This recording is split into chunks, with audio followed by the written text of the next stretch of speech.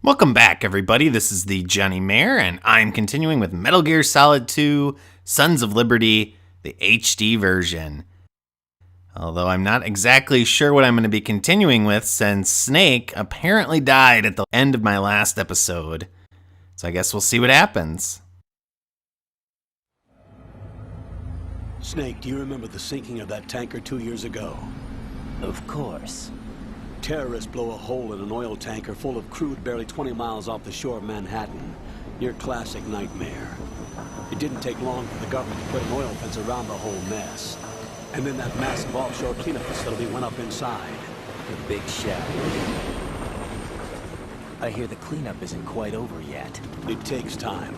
But in the meantime, the shell's become a landmark, a symbol of environmental protection. Alpha and Bravo. Deploy at the big shell as scheduled. Approximately 6 hours ago, the big shell was seized by an armed group. Do we have an ID? Former members of the Navy SEAL Special Anti-Terrorist Training Squad Dead Cell. Russian private army members may also be involved. It's a highly trained group, and they have the big shell under complete control.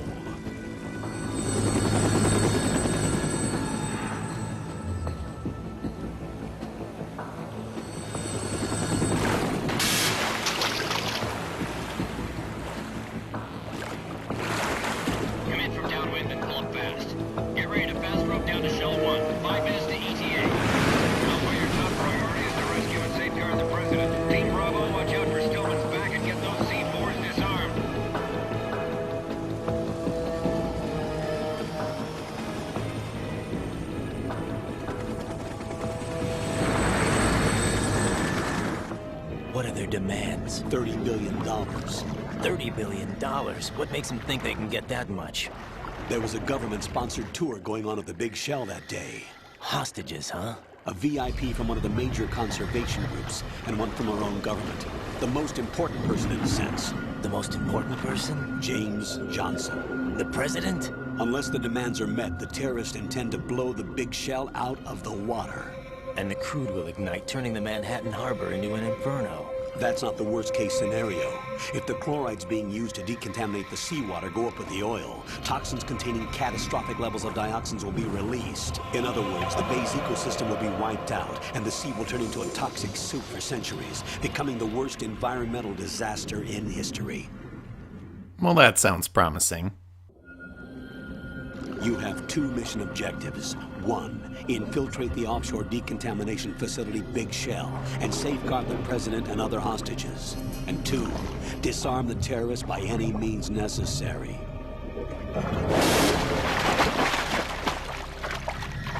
Quite the Shadow Moses vibe to this so far. You should know that SEAL Team 10 is also conducting a rescue operation. Is this a joint effort? No. Foxhound remains a covert body. Don't alert them to your presence. That is an order.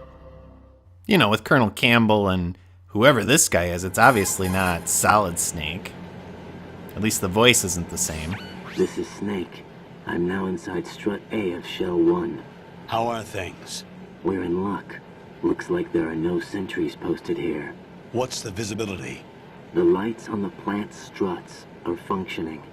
I won't have to use the IR goggles. Any problems? There was a brand new hole cut through the oil fence. There's someone else besides me that wanted to get in badly. That's not possible. What about SEAL Team 10? They landed on the roof of the Big Shell as planned. And by the way, Snake, we're changing your code name for all following communication. What's wrong with Snake? Just a precaution. You are now designated Raiden. All right, Raiden. You've already covered infiltration and VR training. I've completed 300 missions in VR. I feel like some kind of legendary mercenary. Okay, we'll skip that part. Make sure nobody sees you. If you need to, contact me by codec. The frequency is 140.85. When you want to use the codec, push the select button. When we need to reach you, contact you, the codec will beep. When you hear that noise, press the select button. The codec's receiver directly stimulates the small bones of your ear. No one but you will be able to hear it. All right. I'll contact you if anything changes. First, make your way to the upper section of the big shell. How do I get up to the next level? There's an elevator at the far end of that area. Use that. Sounds good. Your new sneaking suit uses electrofiber technology, a byproduct of fiber optics research. The texture isn't far removed from rubber, but the material protects against a wide range of toxic substances. The suit itself has a wide array of built-in sensors. It is referred to as smart skin in military R&D. Data about damage to different regions of the body, including blood loss, is exchanged between the suit and the intravenous nanomachines to create a feedback system. There's a lot of pressure on my torso. Relax. The suit applies varying pressure to major internal organs to maximize performance and safeguard their functions. They call this the skull suit in Foxhound. Skull suit seems appropriate somehow.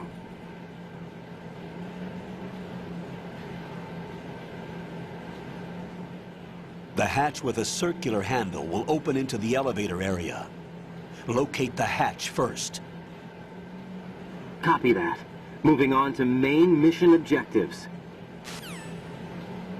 So I always thought this was kind of weird because it seems like an intro kind of tutorial as we play with a brand new character named Raiden.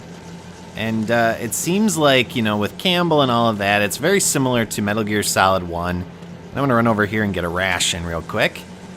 But, you know, we've already been through the tanker scenario. Now, I guess you might have played just this scenario and not actually played the tanker scenario. So that would make sense, or maybe this scenario was actually created first, so they assumed it would be the first scenario. But I don't think that's the case. But let's jump in the water here and check out the swimming controls. I think this was actually, or the tanker scenario was the first one that was created.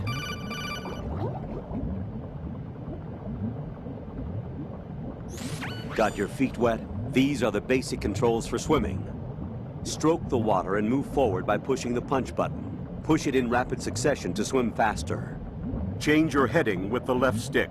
Up will take you up, down takes you lower, left and right to face those directions. The O2 gauge will appear under your life gauge while you're underwater. The gauge corresponds to the amount of air you can hold from a single deep breath. Once the O2 gauge falls to zero, the life gauge will start to drop. You need to be aware of that.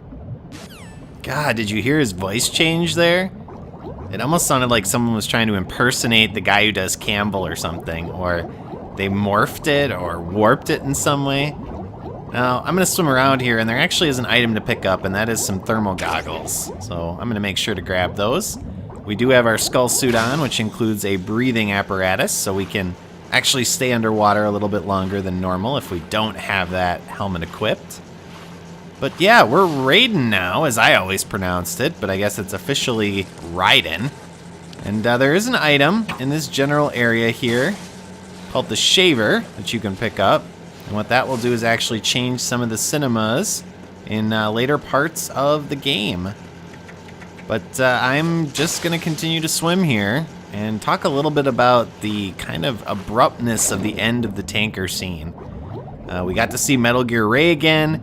It was kidnapped by Revolver Ocelot, and it was good to see that one, Liquid apparently is still alive somehow through a hand.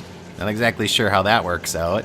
And two, that there's still a roar button that's now standard equipment in any Metal Gear that's made. But you do have to wonder if there's still a penis laser or not. But I did grab another ration, and now we're going to continue onward by heading through this door up here and continuing the storyline.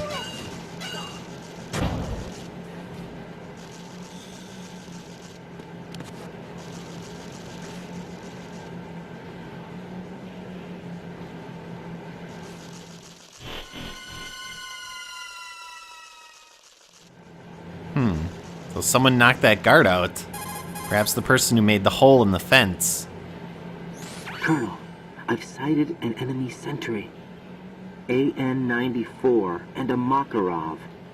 Those grenades, all his equipment, is Russian-made. Must be a Gerlukovich man. Gerlukovich? A Russian private army that was in line to work with the Shadow Moses takeover group 4 years ago. What's their stake in this one? They must have made a deal, an arrangement with the terrorists. They become a band of mercenaries, an army without a country. Okay. Well, let's continue onward then. It seems someone else is here, but Campbell is denying it.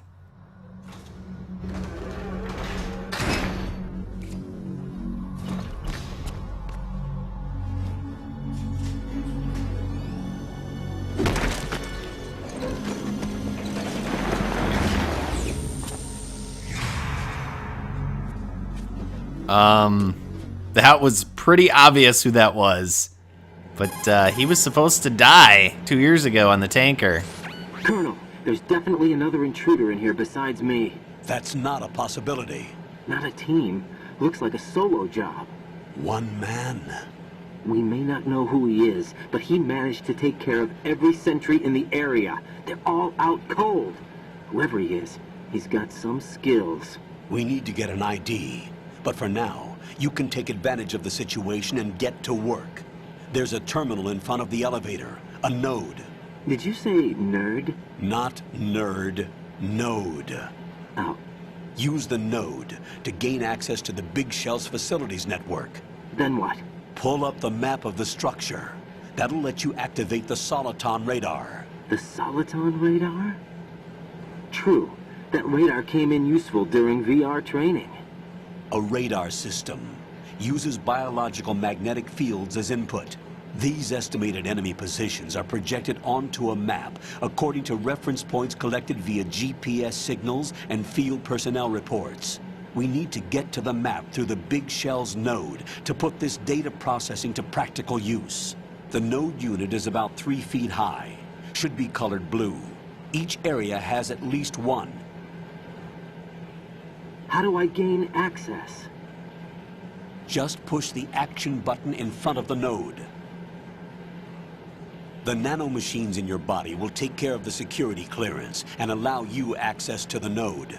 Complete the procedure before those sentries gain consciousness. If they spot you, you won't be able to gain access for a while. Stay on guard. Got it.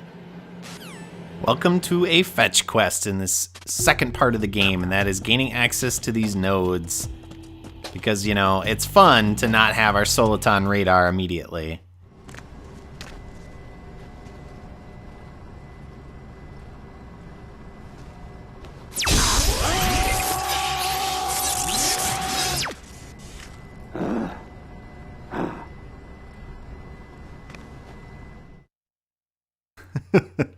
Okay.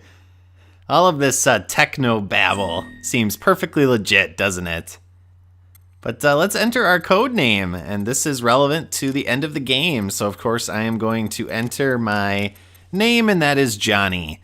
And then I'm also going to enter my birth date, which is, of course, December 9th. Let's put that in as well. And our nationality is not UK. If it was, I would, of course, have a pretty awesome accent. But instead, my nationality is a US citizen. And upon clicking OK, we should gain access to the map of this area, which is not a very large area. And we're not going to change any of those settings. What?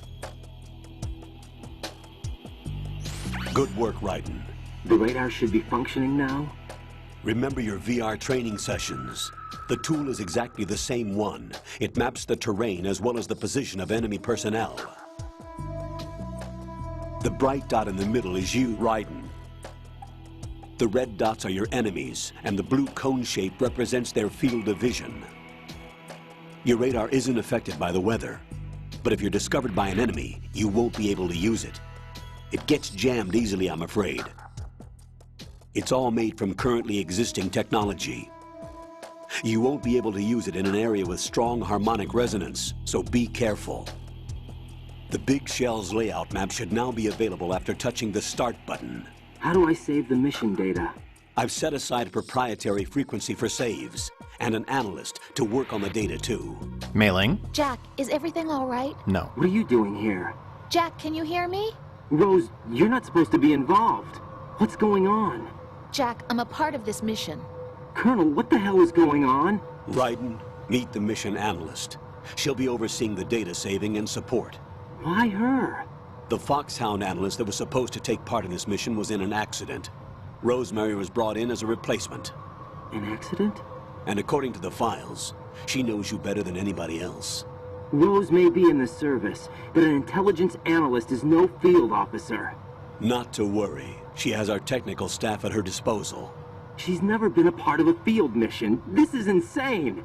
I have my own reasons for selecting her for this mission, soldier. Colonel, I fail to see... I know your VR training performance in and out, but sometimes that's not enough. You're familiar with the Shadow Moses incident? You know I covered it in VR. If there's a crucial tactical detail that case taught us, it was the power of the operative's will to survive. I was trained to fight. My personal feelings have no place in a mission.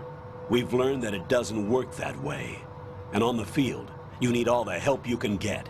Jack, you're stuck with me whether you like it or not. Rose, You need someone to watch your back. But I have conditions that need to be met, Colonel. What is it? I'll perform my duties and save that mission data, but I'm aware that technically I'm not part of the mission control team. After all, I'm just a normal girl who's worried about Jack. But that means, Colonel, that I am not required to follow your orders outside of my immediate duties. Jack is not simply a field personnel for me to track. His safety comes first to me, not the mission. And because of that, I will be monitoring and keeping a record of every communication you have with him, Colonel. Given the circumstances, you're free to do what you see fit. Hey, I prefer this to being kept in the dark waiting. I'd like to make a request, if I may. Of course. His handle is Raiden. For the duration of the mission, could you call him that? Yes, sir. All right, Raiden. Let me know when you're ready to turn in a save. The proprietary save frequency is 140.96. I just switched frequencies. Jack, what? do you know what day it is tomorrow? April 30th. Is there something special about it? Isn't there? I can't remember. I'm sorry. Oh well. I'll keep trying till I hear the answer. I'm gonna let you go now, Jack. Take care. See y'all next time, viewers.